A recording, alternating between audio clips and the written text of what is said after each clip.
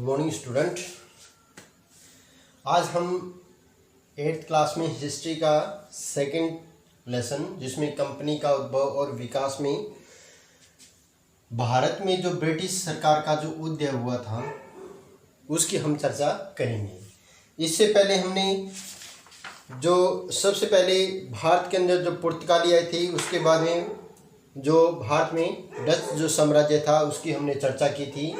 आज हम भारत में ब्रिटिश साम्राज्य की चर्चा करेंगे। किस प्रकार जो है ब्रिटिश सरकार ने जो भारतीय राजनीतिक व्यवस्था को अपने हाथ में ले लिया था, और जो भी कंपनी आई थी भारत के अंदर वो क्या थी, व्यापारिक उद्देश्य से आई थी। यह व्यापारिक उद्देश्य यानी व्यापार के उद्देश्य से आई थी।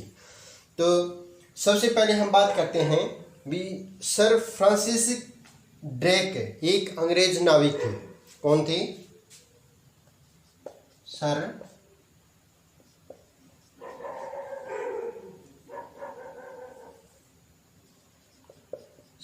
फ्रांसिस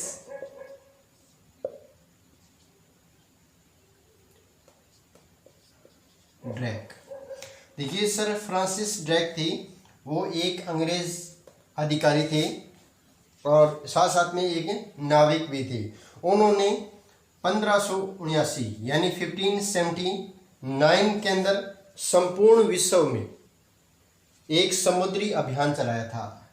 1579 में विश्व भर के अंदर एक संपूर्ण विश्व भर में क्या चलाया था? एक समुद्री अभियान। समुद्री अभियान चलाया था उन्होंने। और समुद्री अभियान का जो मतलब था उसका था भी जो विश्व के विभिन्न जो देश थे उसके बारे में जानना। तो इसलिए उन्होंने 1579 में संपूर्ण विश्व के लिए एक विशेष अभियान चलाया। उसके अभियान की जो समाप्ति हुई थी वो 1588 के अंदर हुई थी। 1588 के अंदर। और 1588 में जो स्पेन जो देश है, स्पेन के जो अर्माडा क्षेत्र है वहाँ पे अंग्रेजों ने अपनी विजय प्राप्त की थी। स्पेन के अर्माडा में, स्पेन की अर्माडा में अंग्रेजों की विजय से इंग्लैंड के जो लोगों को क्या है, पूर्वी विश्व के अभियान जो है बहुत अच्छे तरीके से, या इसे हम कहें तो बड़ी इनकी जो है प्रशंसा की बात थी। और उन्होंने स्पेन के अर्माडा को जब विजिट कर लिया था तो उनका जो पूर्वी अभियान था वो सफल हुआ था।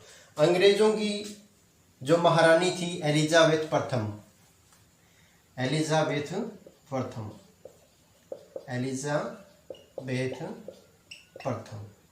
प्रथम तो क्या है, अंग्रेजों की महारानी एलिजाबेथ प्रथम ने क्या है, कई जो समुद्री नाविक थे, जिसमें से प्रमुख तौर से जेम्स लैनकेस्टर,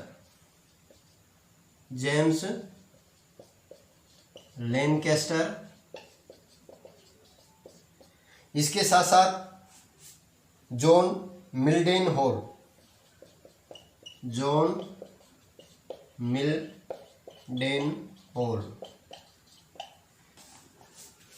और कैप्टन रेमंड भी क्या है, ये सभी जो समुद्री नाविक थे। इन्होंने क्या है, इन सभी को जो एलिजाबेथ प्रथम ने क्या है, भारत जाने के लिए प्रोत्साहित किया था। एलिजाबेथ प्रथम ने इन नाविकों को भारत की खोज में और भारत को के साथ व्यापार के उद्देश्य से भेजा था। तो इसलिए जो 31 दिसंबर 1600 ईस्वी के अंदर 31 दिसंबर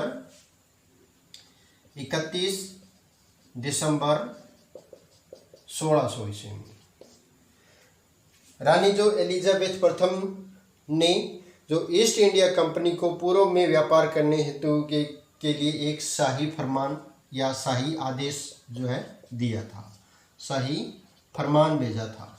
फरमान का मतलब होता है कोई किसी भी प्रकार का जो है आदेश किसी अधिकारी को देना।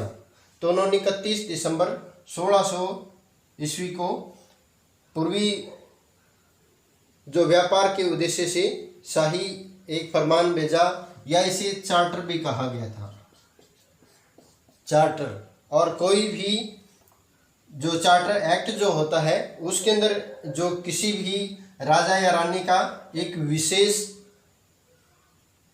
फरमान या आदेश होता है जिसके मुताबिक किसी भी अधिकारी को क्या है उसका पालन करना पड़ता है। तो शाही जो चार्टर था, शाही चार्टर का मतलब क्या था भी, इंग्लैंड का कोई भी व्यापारिक जो समूह है, इंग्लैंड का कोई व्यापारिक समूह है, वो ईस्ट इंडिया कंपनी के साथ प्रतिस्पर्धा नहीं कर सकता। ईस्ट इंडिया कंपनी के साथ किसी भी प्रकार की जो है वो प्रतिस्पर्धा नहीं कर सकता। प्रतिस्पर्धा का मतलब होता है वो इसको चुनौती नहीं दे सकता, या इसका मुकाबला जो है वो किसी भी इंग्लैंड के अंदर जो अन्य कोई समुदाय है या समूह है जो है या दूसरी जो कंपनियां हैं वो इस कंपनी की कोई मुकाबला नहीं करेगी। तो कंपनी को क्या है, नए जो बाजार जहां कम कीमत की वस्तुएं मिलती थी, कम कीमत की जो वस्तुएं हैं जहां से उन्हें प्राप्त होती थी, और इस चार्टर के एक्ट के बाद में क्या है वो किसी भी क्षेत्र या किसी भी देश के साथ वहां से कम कीमत में जो वस्तुएं हैं वो खरीद कर उसके बाहर किसी भी देश के अंदर महंगे दामों पर उसको बेच सकती थी। और इसके साथ साथ जो यूरोप के जो अन्य जो देश थे उनको भी क्या है खोजने हेतु है नए नए जो है अभियान वो है चलाए गए थे। और ईस्ट इंडिया कंपनी ने अपनी जो प्रारंभिक जो शुरुआत की थी वो की थी सुमात्रा के अंदर। सबसे पहले उन्होंने सुमात्रा में अपनी शुरुआत की थी। इसके बाद में वो जावा और मोलुकास, जावा और मोलुकास, इन क्षेत्रों के अंदर उन्होंने जो अभियान जो शुरू किया था। और 1608 ईस्वी के अंदर 1608 में इन्होंने भारत में अपनी पहली जो है फैक्ट्री स्थापित की थी। कहाँ की थी? भारत के अंदर पहली फैक्ट्री इन्होंने स्थापित की थी। और 1613 में मुगल जो बादशाह था, 1613 के अंदर भारत के अंदर जो मुगल बादशाह था जिसका नाम क्या था? जहांगीर। जहांगीर ने भी क्या है जो ईस्ट इंडिया कंपनी को व्यापार की अनुमति प्रदान की थी। 1613 ईस्ट इंडिया कंपनी को जहांगीर, मुगल बादशाह जहांगीर ने अंग्रेजों को सूरत के अंदर जो है व्यापार करने का अनुमति प्रदान कर दी थी। और इसके बाद में उन्होंने सूरत के अंदर स्थायी रूप से जो है अपनी अधिकार जमा लिए थे। इस प्रकार जो पहले ईस्ट इंडिया कंपनी की जो शुरुआत हुई थी वो कहाँ हुई थी? सूरत के अंदर हुई थी। इसके बाद में और इसके साथ साथ जो अन्य फैक्ट्रियाँ जो स्थापित हुई थी वो हुई थी मद्रास के अंदर, इसके चेन्नई और कलकत्ता, चेन्नई और कोलकाता, यहाँ भी क्या है व्यापार के लिए जो है कंपनियां स्थापित की गई थी। तो सबसे पहले जो ईस्ट इंडिया कंपनी थी 1613 के अंदर जो व्यापार के उद्देश्य से कंपनी की स्थापना की अनुमति किसने दी थी? मुगल बादशाह था जहांगीर ने। और सबसे पहले सूरत के अंदर उन्होंने जो अपनी फैक्ट्री स्थापित की थी। उसके बाद में कलकत्ता, चेन्नई और मद्रास के अंदर उन्होंने अपने व्यापारिक जो क्षेत्र है वो स्थापित किए थे। अब हम चलते हैं भारत में जो फ्रांसीसी थी उसमें क्या है, सबसे पहले 1664 के अंदर, 1664 के अंदर जो फ्रांस की फ्रांसीसी जो कंपनी है वो भारत के अंदर स्थापित हुई थी।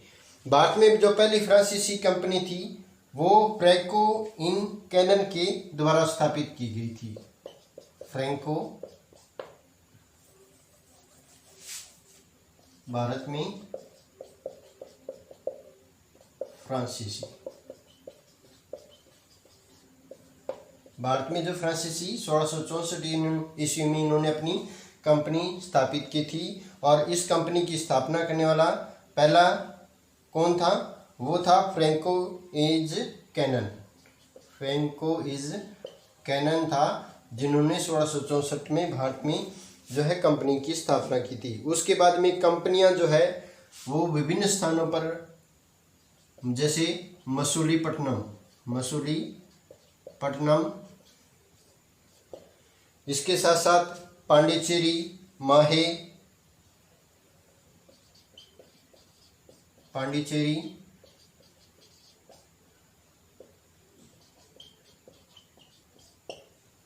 माहे, चंद्रनगर और करिकल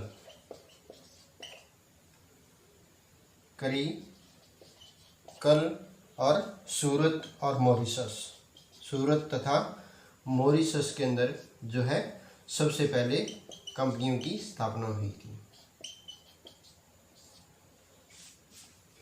अब पुर्तगाल, डच और ब्रिटिश जो फ्रांसीसी कंपनियां थी उन्होंने भारत व पूर्वी जो द्वीप थे स्थापित होने के कारण उनके जो आपसी जो व्यापार थे या जो दुश्मनी व्यापार के उद्देश्य से उनके आपस के अंदर जो प्रतिस्पर्धा थी वो क्या थी? बढ़ गई थी। और वो आपस में एक दूसरे को अधिक मुनाफे के कारण अपना जो है दुश्मन समझने लगे और सभी अधिकतम मुनाफा जो है वो कमाना चाहते थे।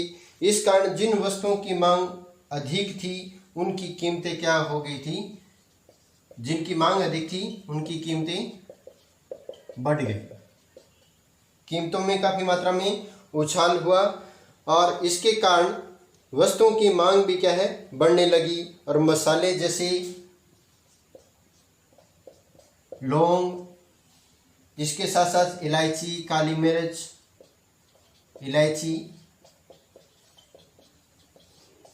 मिर्च, क्योंकि सबसे पहले जो व्यापार जो होता था ज़्यादातर भारत के अंदर जो मसाले थी उनकी पैदावार क्या थी? काफ़ी मात्रा में होती थी। और मसालों का जो व्यापार है वो बाहरी देशों के अंदर सबसे ज़्यादा होता था। और दालचीनी, अब इनकी क्या थी? गुणवत्ता थी वो क्या है? काफ़ी अच्छी थी और इसकी जो है लगातार जो मांग है वो विदेशों के अंदर बढ़ती रही थी। और इन्हीं वस्तुओं के व्यापार के कारण क्या है? इन जो डचों की, अंग्रेज़ों और फ्रांसीसियों की आपस के अंदर जो है दुश्मनी वो बढ़ गई थी। यदि जो स्थानीय शासक उसकी फैक्ट्री कराने का जो विरोध करते तो उसके विरुद्ध क्या है? शस्त्र उठा लिए जाते थे और इस प्रकार राजनीतिक और व्यापार एक दूसरे से क्या है? अलग नहीं रहे, क्योंकि ये व्यापारिक उद्देश्य से जो सभी कंपनियां हैं वो भारत के अंदर आई थी और व्यापार आपसी जो है प्रतिस्पर्धा बढ़ने के कारण वो एक दूसरे को अपना दुश्मन समझने लगे थे।